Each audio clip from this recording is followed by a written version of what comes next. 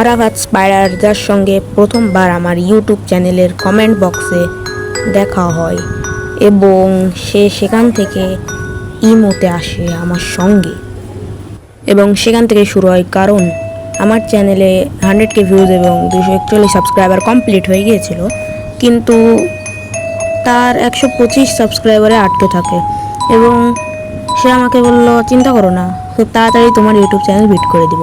কিন্তু আমি বললাম করো, এবং এরকমই চলতে থাকে। এবং হঠাৎ করে সে আমাকে বলল,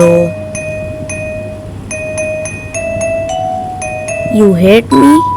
এবং আমি বললাম, না ভাই, এটা শুধু একটা ইয়ার্কি ছিল। কিন্তু সে আমাকে বলল, good bye for all time.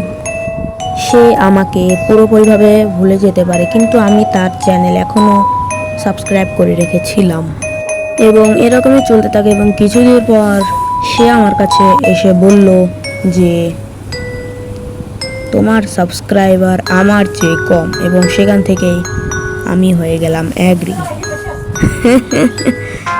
এই সব তো চলতে থাকবে। সে আমার বন্ধুত্ব ভেঙে দিল, যাই করে দিল। কিন্তু আমি লাস্ট একটা কথা বলতে চাই, I am not sad, but not even close baby, cold and fun never dice.